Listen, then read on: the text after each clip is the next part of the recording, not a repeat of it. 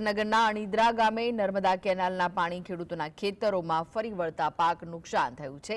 નર્મદા વિભાગની સતત બેદરકારીના કારણે અનેક વખત ખેડૂતોના ખેતરોમાં પાણી ઘૂસી જાય છે, જેના પગલે ખેડૂતોમાં રોષ જોવા મળી રહ્યો છે। ખેડૂતોના જીરું, ચણા, ઘઉં, વરિયાળી સહિતના પાકોના વાવેતરને વ્યાપક નુકસાન થયું છે।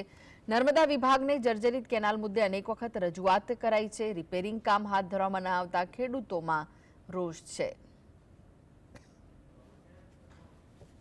કેનાલના પાણી ફરી વળવામાં એવું છે કે અણીંદ્રા ગામનું સીમ ખેતર વેણિયા નામે ઓળખાતું, જેનું સર્વે નંબર 102 જૂનો, નવો સર્વે નંબર 795, જેમાં વારંવાર છેલ્લા 7 વર્ષથી આજે રજૂઆતો હોવા છતાં પણ નર્મદા નિગમના ધાંગધ્રા બ્રાન્ચ અને મોરબી બ્રાન્ચમાંથી લીકેજ પાણી બંધ કરવામાં આવતું નથી।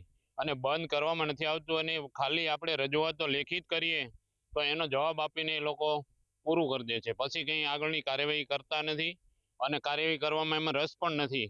અધિકારીઓ આપણને કહેવાય ને કે જવાબો આપીને કહેવાય ને કે ટલે ચડાવે છે,